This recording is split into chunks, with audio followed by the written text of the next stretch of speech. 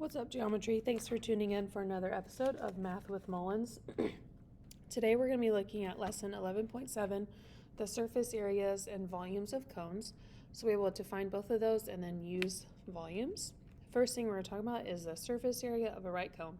So in order to find the surface area, you're going to take pi times radius squared and add that to pi times your radius times your L, which is your slant height.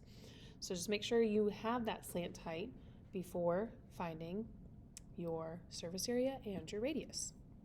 So we're going to try this example here. So what I'm going to do is use this formula that I got from above and do 3.14 times my radius, which is 4 squared, plus pi again, times my radius, 4 times 6, okay? For the first set, 3.14 times 16, I get 50.24. The second set of numbers, I'm going to get 75.36. So together, I'm going to get about 25.6 inches squared. If you're using the pi button on your calculator, you might be slightly off from what I'm getting, but just make sure you're still using the same formula given, okay? Maybe take the time now and pause this video here. Try number 1 in your notes, and then when you're ready to check it, click play. All right, surface area can be found by taking pi times radius squared, so pi times 7.8 squared, and then adding pi times radius times your slant height, which is 10. I'm going to get 191.0376 for the first set, and then 244.92 for the second set. So together, rounded, I'm going to say 435.96 meters squared. Next up, we have volume of a cone. And cones are very similar to cylinders with the fact that they still start off with area of the base times height, but a cone is exactly a third of a cylinder, so we're just going to divide everything by 3. Again, you need your radius and the height of the cone, which is different than your slant height. Height of a cone goes from the base all the way to the point. So let's go ahead and try this one. Volume of a cone, I can find that by doing area of the base, which is pi times radius squared, so 7 squared, and then times my height, which is 13, and then I'm taking a third of everything, so dividing all that by 3, and I should get about 667.73 cubic inches. Okay, over here for number 3, if you want to pause the video here, try number 3 on your own, and when you're done, click play. All right, for number 3, it's a little bit tricky actually because you're given the slant height, which is 8, but not the real height. So think of this as maybe using Pythagorean theorem. So first we need to do x squared plus 5 squared is equal to 8 squared, or x squared plus 25 is equal to 64. So that means x squared can be 39. So x is approximately 6.24. So that's also going to be my height, 6.24. So now I'm going to do pi times radius squared times my height of 6.24, and then divide that all by 3. And that one is going to give me about 163.28. So if you accidentally use the 8 as your regular height, just take note and make sure that you're using not the slant height for volume. All right. Now we're moving on to similar figures. It's the same thing we learned a few videos ago, where if you have a similar figure, you can take the scale factor of A to B or B to A and use that to help you find the volume. So I'm going to use my scale factor of B to A.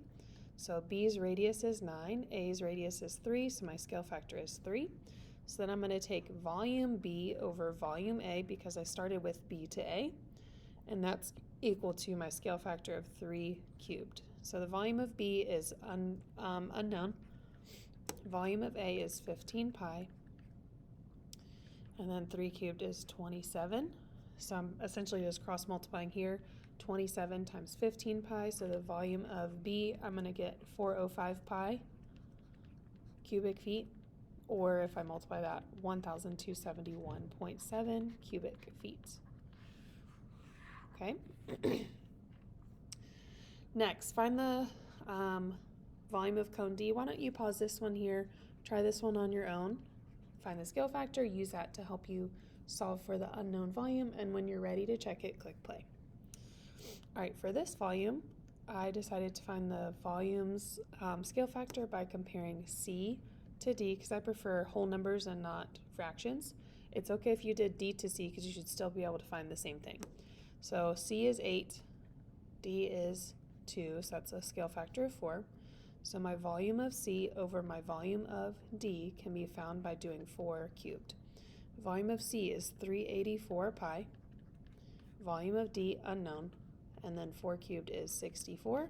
So I'm essentially going to multiply, maybe if you can think about like 64 over 1, I'm going to multiply 384 pi and then divide that by 64.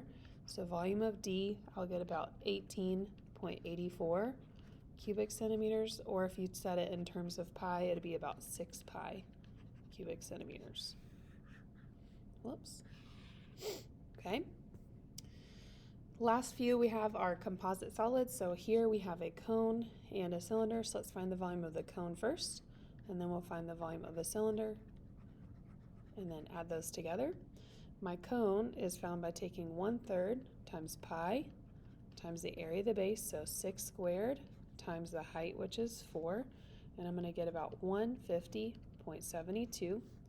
For my volume of the cylinder, it's just area of the base, so pi times 6 squared again, but this time the cylinder's height is 5, and this is giving me about 565.2, so added together, 715.92 cubic meters. Okay, and then our last one, let's pause the video here, try this one on your own. Again, it's a cylinder and a cone, so let's find both of those volumes. When you're finished, add them together and click play to check your work. All right, my cone is 1/3 area of the base, so pi times 3 squared times the height of the cone, which is 5. I'm going to get about 47.1. And then for volume of the cylinder, area of the base, 3 squared again times pi, and then height of the cylinder is 10. I'm getting 282.6. Adding those together, I'm getting 329.87 cubic centimeters. Okay, that'll conclude our video on the surface area and volumes of cones. Hopefully this video helped you understand the formula a little bit, maybe even help you get past some of those trickery questions with your slant height and your height of the actual cylinder or cone. Tune back in next time when we talk about some spheres. Have a great day.